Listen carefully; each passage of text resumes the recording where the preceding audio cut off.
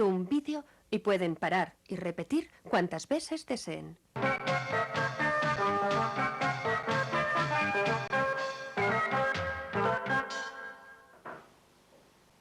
Margaret, do you like music? Yes, John. I like music very much. I often listen to the radio. My brother and I usually listen to the radio after lunch. After lunch, I generally go to work. The packages. I generally go to work on Monday, Tuesday, Wednesday, and Thursday. Do you go to work on Friday? No, I seldom go to work on Friday. Sometimes I go to work on Friday evenings. Do you study hard at school? Yes, I do. I study hard. I speak Spanish and read Italian magazines at school. Do you? Do you speak Spanish? Do you read Italian magazines? No, I don't. I speak French. Do you always drive to work?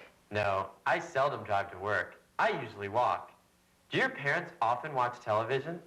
Yes, they often watch television after dinner. My parents generally stay home in the evening. They generally stay home when it is cold. They always sit by the fireplace in the winter. They never read the newspaper after dinner. My parents often go to the movies on Saturday night. They seldom smoke cigarettes before lunch. Cigarettes? Before lunch? Yes, we like oranges and cigarettes. Do you? Do you like oranges and cigarettes for lunch? I like oranges. I do not like cigarettes. Your parents, have they a big car? Yes, my parents' car is big and new.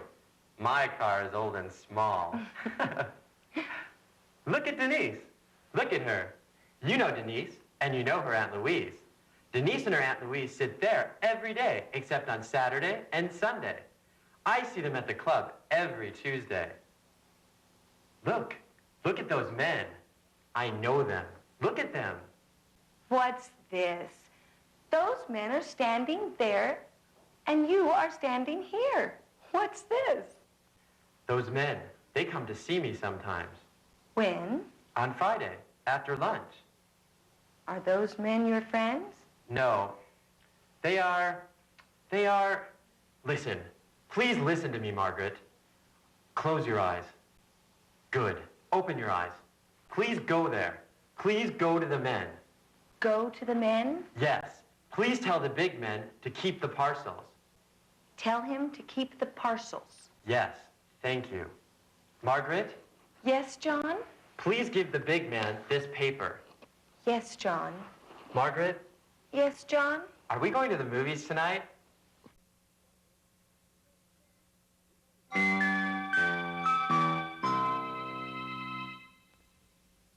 En lecciones anteriores estudiábamos el presente habitual en sus formas afirmativa e interrogativa. Hoy continuamos con este tiempo, aunque para aprender la forma negativa. Recuerden que en el caso de las formas interrogativas era necesaria la presencia del auxiliar do. Bien, pues algo parecido ocurre para formular la negación con los verbos conjugados en presente habitual. También necesitan la presencia del auxiliar do. Este se coloca delante de la partícula not, es decir, entre el sujeto y la partícula not, seguida del verbo que se trate. They do not study hard. I do not like Paris. I do not like Paris. En el lenguaje familiar y de un modo especial en conversación se emplea la forma abreviada don't. I don't like the eggs. They don't live in town in summer. They don't live in town in summer. Hemos visto en las lecciones anteriores cómo existe una única forma para el presente habitual en las personas I, you, we, they. Sin embargo, para formar el presente habitual con la tercera persona del singular, es necesario añadir una S al final del verbo. Como siempre, lo veremos más claro con algún ejemplo. Mary eats a lot of fruit for lunch. He works there. He works in a factory. He always drinks coffee for breakfast.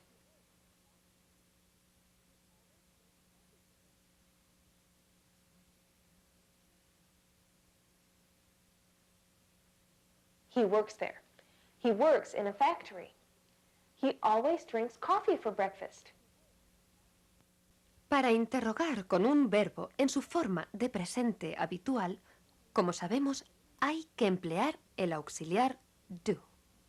En el caso de la tercera persona del singular, se emplea el auxiliar does y se omite la S del verbo principal. Se ve claramente en el siguiente ejemplo que refleja la forma afirmativa y la interrogativa. He usually smokes on the train. Does he ever smoke on the train? Does it rain much in England? Yes, it rains a lot in England.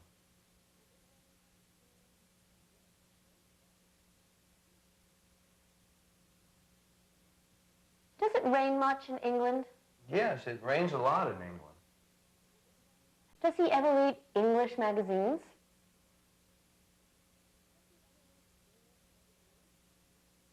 Does he ever read English magazines? Como verán, la gramática inglesa es sencilla pero rigurosa y generalmente tiene pocas excepciones. La práctica, como siempre, es el mejor método para captar la base del idioma. Así que, como ya es habitual, les recomiendo que no dejen de ejercitarse con los libros de apoyo y con las cintas de audio.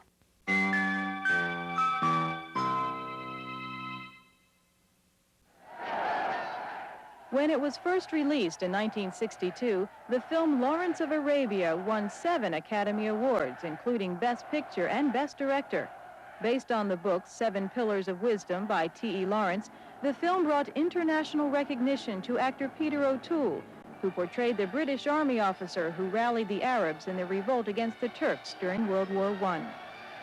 However, the breathtaking footage shot under the direction of Sir David Lean was almost lost for future generations of moviegoers. In 1986, it was discovered that all prints of the premiere version had vanished. Parts of the original negative and soundtracks were damaged or missing. But now, after 2 years of painstaking research, technical triumph, and the expenditure of $700,000, Columbia Pictures is releasing a restored version of Lawrence of Arabia. Come on, then! The powerful images on the screen, images that have to be seen in the theater to appreciate their magnitude, were the design of director Sir David Lean. You know, all of us here, we just loved making this movie. It was one of the great adventures you can imagine. We started in Jordan, and we went to Spain, and off we went across the Mediterranean to Morocco. A strong force in saving the result of this great adventure was film director Martin Scorsese. Co-chairperson of the American Film Institute's Preservation Fund, Scorsese hopes to encourage studios to be aware of the need for film preservation.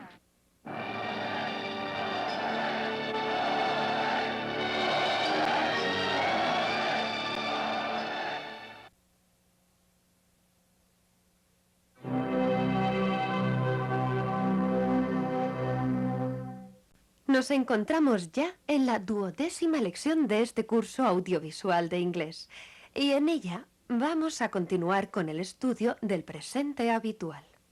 Terminábamos la lección anterior con el empleo del auxiliar does para formular las preguntas de la tercera persona del singular en este tiempo.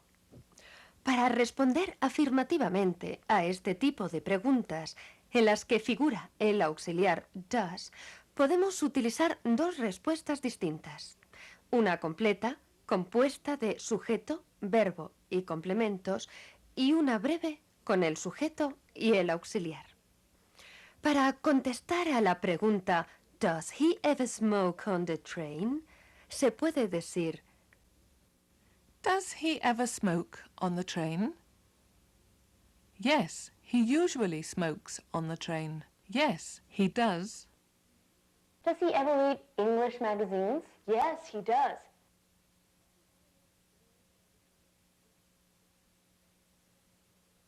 Does he ever read English magazines? Yes, he does.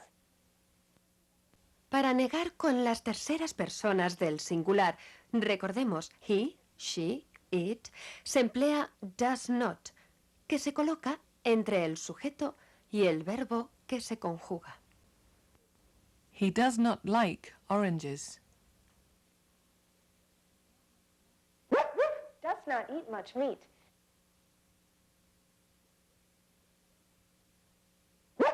Does not eat much meat.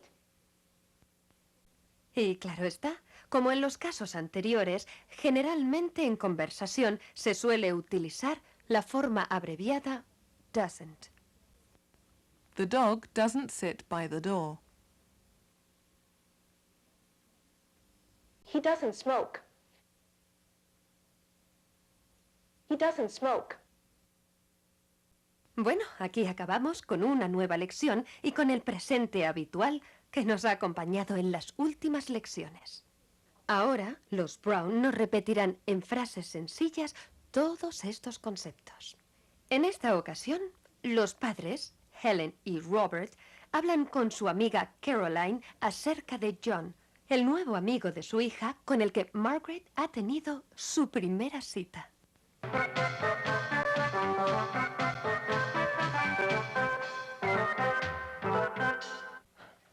When is Margaret coming home? Tonight. Robert, do you like John, that boy going to the movies with Margaret? Well, Hello, dear. Come in. Dear, me? Please, I am Caroline, your friend. Yes, we know you, Caroline. When is Margaret coming home? Tonight. Hello? Hello, Uncle George. What are you doing? Oh, I see. Yes. I see. Yes, of course. Who is Uncle George? He is Helen's uncle. He lives in a small town. Yes? Oh, yes, Uncle George. Tell the children to listen to their parents? Yes. Okay. Goodbye. What is Uncle George doing?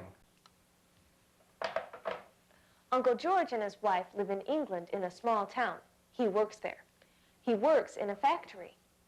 He always drinks coffee for breakfast. He eats a lot of fruit for lunch. He likes fruit very much. He always drinks tea after lunch. Oh, Uncle George likes fruit and coffee and tea. Does he ever read English magazines? Yes, he does. He likes English magazines. He reads the magazines on the bus. Sometimes he walks to work. Does it rain much in England? Yes, it rains a lot in England. Oh, it does not rain much in Spain. Does Uncle George ever smoke a pipe? No, he doesn't smoke. He plays tennis in the mornings. His wife works in a department store. Uncle George has a dog. The dog's name is Ruff, Ruff. Ruff, ruff. Yes, that is the dog's name. Does the dog eat a lot of meat? No, Ruff, Ruff does not eat much meat. The dog eats a lot of bread and it runs in the street.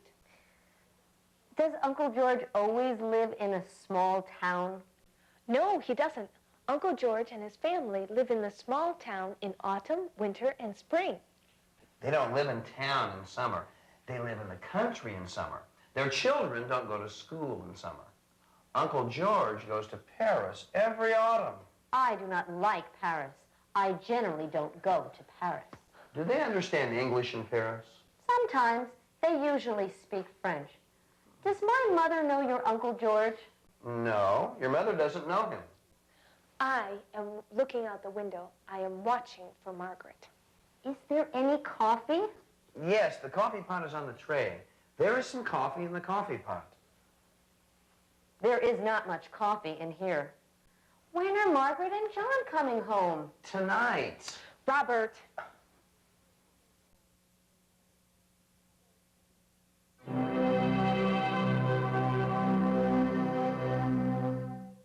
Hola, nos encontramos ya en la 13ª lección de este curso de inglés. En este nuevo capítulo van a estudiar la manera de construir frases cuando éstas se encuentran en forma negativa o interronegativa. Por ejemplo, recordemos el modo imperativo, del cual en inglés solo existe una forma única que es igual al verbo en infinitivo sin to. Bien, pues para formar la negación tan solo hay que colocar don't delante del verbo. Don't sit on that sofa. Don't come here. Stay there. Margaret, don't come home late.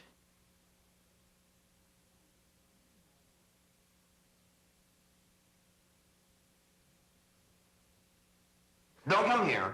Stay there. Margaret, don't come home late. Aunque el verbo to be no precisa el auxiliar do para interrogar o negar, se emplea don't delante de be con la forma negativa del modo imperativo. Please don't be angry. Don't be lazy. Don't be a lazy girl.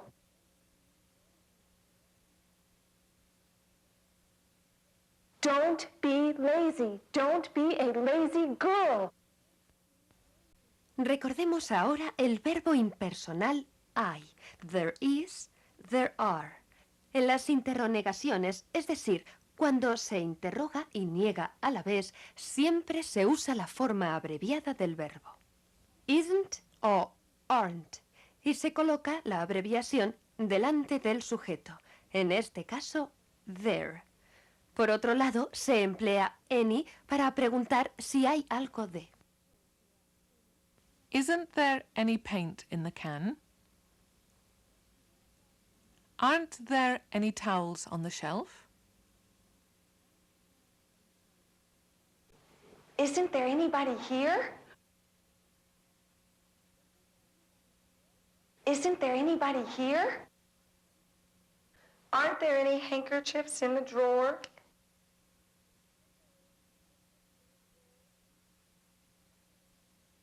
Aren't there any handkerchiefs in the drawer?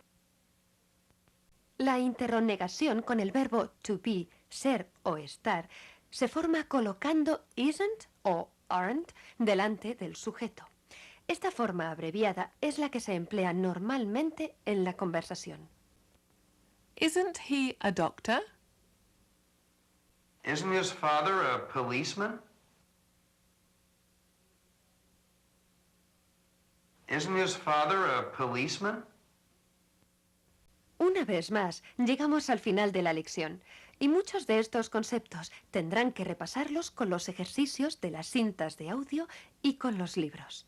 Como verán, avanzamos mucho en la gramática, y para que su explicación sea productiva, hay que ejercitarse casi de forma repetitiva con los ejemplos.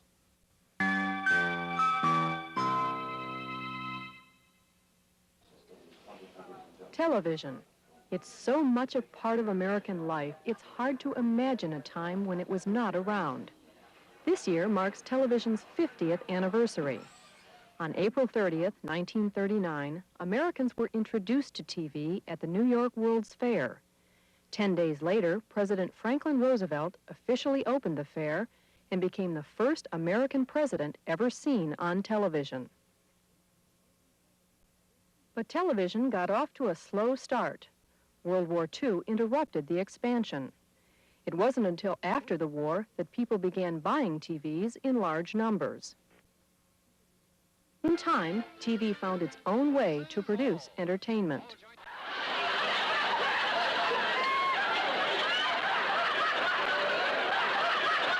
And TV discovered its own heroes.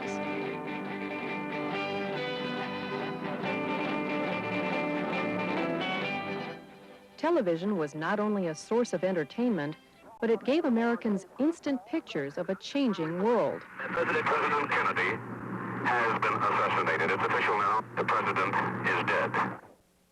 That's one small step for man, one giant leap for mankind.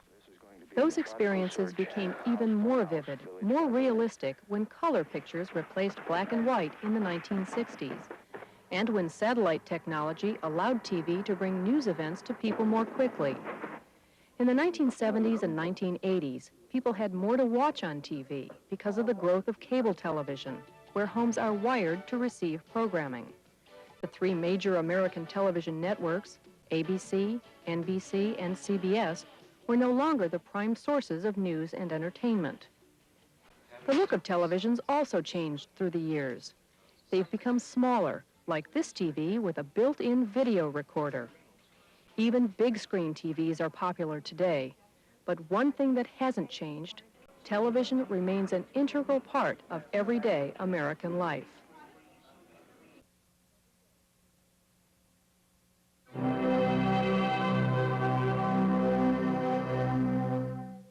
Continuamos en esta 14ª lección con distintas aplicaciones de las formas interrogativas. Por ejemplo, para formar la interrogación con el presente continuo, se coloca el verbo to be delante del sujeto al que seguirán la negación not y el verbo de que se trate en gerundio, es decir, terminando en ing. Are they not sitting on the floor? Aunque generalmente y sobre todo en la conversación habitual se utiliza su forma abreviada, se coloca aren't o isn't delante del sujeto al que sigue el verbo en gerundio. Isn't the dog sleeping on the floor? Otro de los verbos principales en el idioma inglés es el verbo to have. Pues bien, para formar la interrogación con este verbo ocurre algo similar, ya que se construye colocando haven't o hasn't delante del sujeto.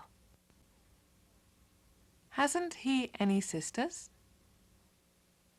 Hasn't he got any friends? Hasn't he got any friends? En vez de to have, se emplea a menudo to have got para traducir tener, especialmente en el lenguaje familiar.